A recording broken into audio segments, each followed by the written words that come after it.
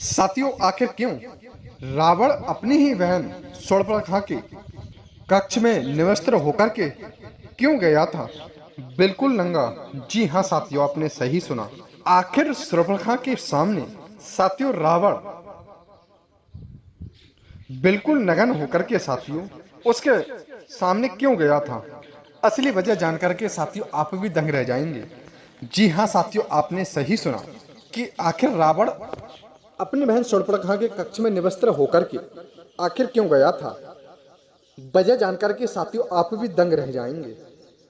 साथियों, आज की कहानी जो है वह साथियों आपके लिए बहुत ही विचलित कर सकती है, क्योंकि साथियों आज की कहानी में आप वह घटना के बारे में जानने वाले हैं जिसे आपने शायद रामायण में भी नहीं सुना होगा और ना ही साथियों आपके लिए किसी ऋषि महात्मा ने सुनाया होगा।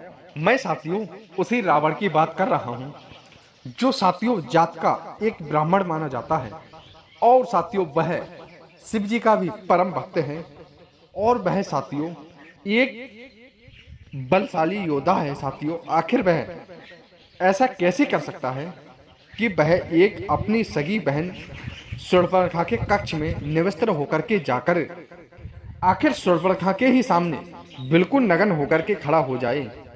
ऐसा क्यों साथियों? आखिर यह कोई श्राप के चलते हुआ था या फिर कोई चमत्कारी रहस्य था जिसे करने के बाद रावण अधिक शक्तिशाली हो जाता क्या? तो आइए हम इस कहानी में विस्तार पूर्वक समझते हैं। इससे पहले साथियों, यदि हमारे इस चैनल पर पहली बार भाई बंधु बनकर आए हैं तो हमारे साथियों इस चैनल के लिए सब्सक्राइब करके वीडियो को लाइक शेयर करना साथियों मत भूलिएगा। साथ ही साथ हम आपके लिए बता दें कि आधा अधूरा ज्ञान जो होता है वह किसी की काम का नहीं होता है, इसीलिए आपके लिए साथियों यह कहानी शुरू से एंड तक जरूर देखनी होगी, तभी साथियों आपके लिए समझ में आएगा कि आखिर क्यों रावण अपनी बहन शूर्पणखा के सामने निवस्त्र होकर के खड़ा हो गया था।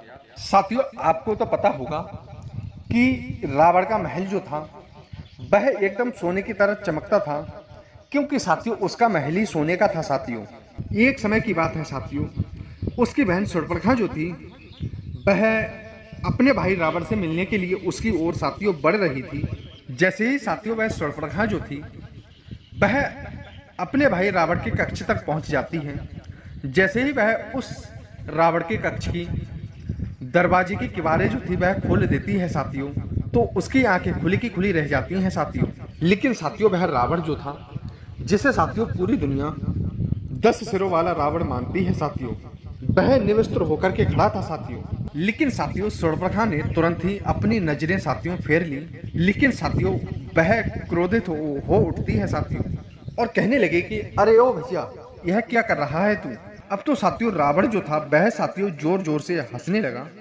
तभी साथियों रावण कहने लगा, अरे ओ मूर्ख शूर्पणखा, तूने इस अवस्था में मुझे क्यों देखा? तुझे पता नहीं मैं कौन हूं? अब साथियों उसी रहस्य की तरफ चलते हैं, आखिर जानते हैं। साथियों बात उस समय की है कि रावण जो था वह लंका का राजा नहीं बना था साथियों, वह एक तपस्वी महात्मा था साथियों, जिसे साथियों आपको पता होगा रावण ने अपनी तपस्या से साथियों ब्रह्मा जी के लिए प्रसन्न कर लिया था।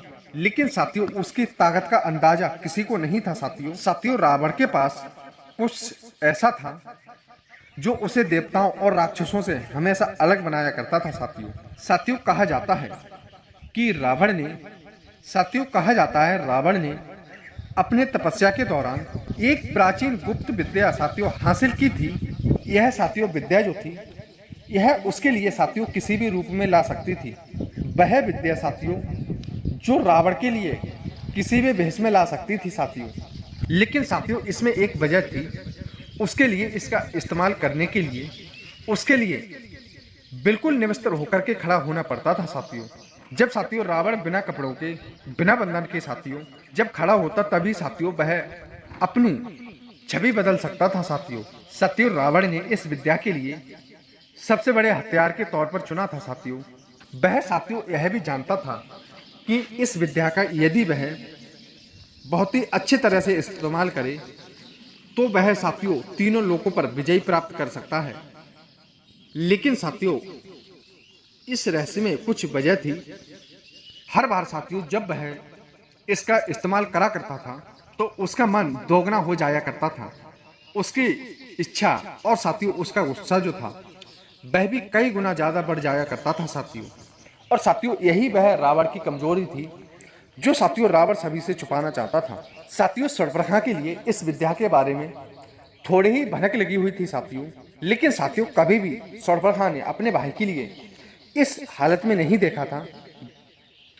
जब साथियों उस रात की बात है जब शूर्पणखा जो थी साथियों वह उस रावण के कक्ष में दाखिल हो जाती है, तो उस समय साथियों वह शूर्पणखा का ही कक्ष था, इसीलिए साथियों वह शूर्पणखा अपने ही कक्ष में जा रही थी। उधर साथियों होता क्या है, उसी कक्ष में रावण जो था वह पहले से ही था और उसी विद्या का ज्ञात कर रहा था साथियों। वह उसी विद्या का प्रयोग करने वाला था। साथियों कहा जाता है कि शूर्पणखा जो थी वह उस रावण के पास में उस दिन इसलिए आई थी कि उसने सुना था कि उसकी शादी के लिए रावण ने ठुकरा दिया है साथियों। क्योंकि साथियों शूर्पणखा चाहती थी कि मेरा विवाह जो है वह किसी शक्तिशाली एक राजा से हो, ताकि वह एक लंका की तरह किसी राज्य की रानी बन सके साथियों। लेकिन साथियों रावण ने हर बार की तरह उसकी इस बात को भी अनसुना कर दिया था। साथियों उसे यह पता थी कि रावण ने एक गुप्त सभा लगाई है और उस सभा में कई एक राजा बुलाए हैं साथियों। शूर्पणखा को यह पता था कि रावण जो है वह कुछ बड़ा खेल खेलने वाला है साथियों। जब साथियों उस रात वह शूर्पणखा जो थी वह अपने भाई से उसी बात का जवाब मांगने के लिए जाती है, तो साथियों वह इस अवस्था में अपने भाई को देखती है, तो उसके सवाल जो थे उसके सवालों ने उस शूर्पणखा के लिए और भी ज्यादा साथियों उलझा दिया। तभी साथियों रावण कहने लगा कि अरे ओ शूर्पणखा तू इस कक्ष में क्यों आई और बिना मेरे बताए हुए। तभी साथियों शूर्पणखा ने गुस्से में कहा कि हे भैया तुम मुझसे कुछ छुपा रही हो, इस हाल में तुम क्यों खड़े हो। तभी साथियों रावण ने एक गहरी सांस ली और अपने पास रखा एक काला कपड़ा वह अपने बदन पर डाल लिया। अपना शरीर जो था साथियों उस काले कपड़े से रावण ने साथियों ढक लिया। तभी साथियों रावण कहने लगा कि अरे ओ शूर्पणखा तुझसे कुछ चीजें बड़ी हैं, तू मेरी बहन है लेकिन तुझे हर राज जानने की जरूरत नहीं है। लेकिन साथियों शूर्पणखा जो थी वह पीछे नहीं हटती है। शूर्पणखा कहने लगी कि नहीं भैया इस बात तो मैं आपसे जवाब ही मांगूंगी। हे भैया मैं इस बार जानना चाहती हूँ कि आप मुझसे यह क्या छुपा रहे हो, यह विद्या यह शक्ति क्या तुम किसी युद्ध की तैयारी कर रहे हो या फिर इसके पीछे कोई और राज है। तभी साथियों रावण ने अपनी बहन के लिए एक पल के लिए देखा, उसके आंखों में साथियों एक चमक थी वह शूर्पणखा ने पहले कभी नहीं देखी थी साथियों। तभी साथियों रावण कहने लगा कि ठीक है यदि तू सच जानना चाहती है तू तो तैयार रही, इस राज का बोझ जो है वह तुझे भी उठाना पड़ेगा। तभी साथियों उसी रात एक रहस्य छुपा हुआ था। वह रहस्य था साथियों कि उस रावण के कुछ सैनिक जो थे वह एक गुफा की ओर साथियों जा रहे थे। एक घने जंगल में साथियों वह विराजमान हो रहे थे। उस जंगल में साथियों एक प्राचीन शक्ति छुपी हुई थी और वह शक्ति के लिए साथियों रावण जो था वह अपने कब्जे में करना चाहता था। लेकिन साथियों वह शक्ति इतनी खतरनाक थी साथियों, उसे पाने के लिए साथियों रावण के लिए अपनी विद्या का सबसे खतरनाक रूप इस्तेमाल करना पड़ता था साथियों। और यही वजह थी साथियों रावण जो था वह उस रात नग्न अवस्था में था साथियों, वह उसके तन पर कपड़े नहीं थे। वह साथियों रावण जो था वह उसी शक्ति को उस शक्ति को जागृत करने की कोशिश कर रहा था। लेकिन साथियों शूर्पणखा के लिए यह बात अभी तक नहीं पता थी। साथियों वह जानता था कि यदि मेरी बहन के लिए इस राज का पता चल गया तो उसे पता था कि या तो उसका साथ देगी या फिर सबसे बड़ी दुश्मन उसकी बन जाएगी। तभी साथियों शूर्पणखा जो थी वह अपने कक्ष से बाहर निकली साथियों। अब तो साथियों उसका मन जो था वह और भी ज्यादा बेचिंत होने लगा। तभी साथियों रात और भी ज्यादा हो चुकी थी, लेकिन शूर्पणखा के मन में वही सवाल गूंज रहे थे साथियों। अपने भाई रावण के लिए उस हालत में देखने के बाद उसके सवाल थे और भी गहरे साथियों हो जाते हैं। अब तो साथियों होता क्या है कि रावण जो था वह कुछ छुपा रहा था, वह सब कुछ समझ चुकी थी साथियों। तभी साथियों उसी समय से शूर्पणखा ने यह सोच लिया था कि वह सबके सामने वह राज उजागर करेगी। उसने सुना था साथियों कि रावण की गुप्त सभा जो है वह सुबह होने से पहले होगी। अगर वह उस सभा में शामिल होने वालों के लिए देख ले तो शायद वह कुछ नुस्खे निकाल सकती है, कुछ पता निकाल सकती है। लेकिन साथियों, जैसे ही वह अंधेरे में साथियों आगे बढ़ने लगी, तभी साथियों उसे एक परछाई दिखने लगी। तभी साथियों शूर्पणखा जो थी वह वहीं पर रुक जाती है। तभी साथियों वह देखती है कि रावण जो था वह अपने कक्ष में अकेला नहीं था, उसके साथ में 3 योद्धा और भी खड़े थे। साथियों रावण की आवाज में एक अजीब सी बेचैनी थी। तभी साथियों रावण कहने लगा कि वह गुफा और वह शक्ति हमें हर हाल में हासिल करनी होगी। अगर हमने थोड़ी भी देर की तो वह देवताओं के हाथ लग जाएगी। तभी साथियों शूर्पणखा जो थी वह सभी राज जान जाती है कि आखिर वह उस गुफा के उस मायावी शक्ति के बारे में बात कर रहे हैं। यह सोचकर के साथियों उस शूर्पणखा के पैरों तले जमीन खिसक जाती है। अब तो साथियों होता क्या है कि यह राज जानने के बाद वह फिर से उस रावण के पास में आती है और वह उस रावण के लिए समझाने लगती है कि हे भाई, तू उस शक्ति के पास में मत जा, उस शक्ति के पीछे मत पड़ना, तू जहाँ चल रहा है वहीं पर ठीक है। उस शक्ति के लिए, उस माया के लिए तू उन देवताओं के हाथ लगने दे, उसमें तेरा कोई फायदा नहीं होगा। तभी साथियों मन में सोचने लगा रावण की मैंने तो पहले ही सोचा था कि यदि इस बात का राज इसे पता चल गया तो या तो यह मेरा साथ देगी या तो मुझे त्याग देगी। अब साथियों इतना समझा करके वह शूर्पणखा जो थी वह साथियों सबके सामने वह राज खोल देती है। साथियों उसी सभा में जब वह राज खुलता है तो साथियों सभी दंग रह जाते हैं। तो साथियों इस बात पर रावण जो था वह और भी ज्यादा क्रोधित हो उठता है और वह शूर्पणखा के लिए क्रोधित होकर के कुछ बुरा भला कहने लगता है।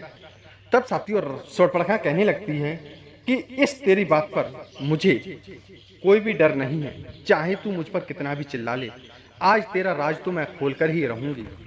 तब साथियों होता क्या है कि शूर्पणखा रावण का वह गुफा का राज जो था वह सारा खोल देती है।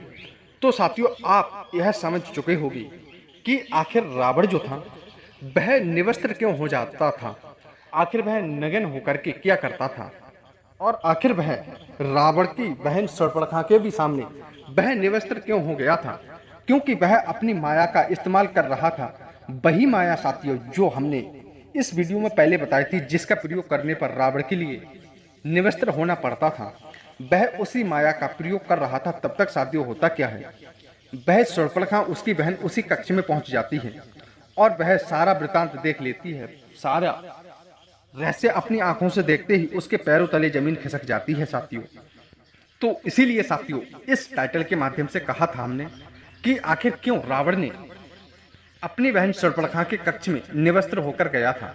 तो वह साथियों अपनी शक्ति का, अपनी मायावी शक्ति का प्रयोग करने के लिए उसके कक्ष में गया हुआ था। लेकिन होता क्या है, उसकी बहन शूर्पणखा कुछ देर बाद उसी कक्ष में पहुंच जाती है और वह रावण के लिए निवस्त्र देख लेती है। तो साथियों उम्मीद करते हैं आपको यह कहानी बेहद पसंद आई होगी। यदि साथियों आपके लिए यह कहानी बेहद पसंद आई हो तो इस कहानी को एक लाइक करके प्यारा सा कमेंट जय श्री राम का साथियों करना मत भूलिएगा। और साथियों हमें कमेंट के माध्यम से यह भी बता देना कि यह जानकारी आपको कैसी लगी। यदि आपके लिए यह जानकारी पसंद आई हो तो अपने दोस्तों के साथ में शेयर करना साथियों मत भूलिएगा। तो साथियों उम्मीद करते हैं आपको यह कहानी बेहद पसंद आई होगी। यदि साथियों यह कहानी बेहद पसंद आई हो तो इसके लिए लाइक शेयर करना मत भूलिएगा। मिलते हैं प्यारी सी एक नई ज्ञानवर्धक कहानी के साथ में। जय श्री कृष्ण, राधे राधे, धन्यवाद साथियों। यदि इस चैनल पर आ ही गए हो तो जय श्री राम का कमेंट जरूर कर देना। धन्यवाद साथियों।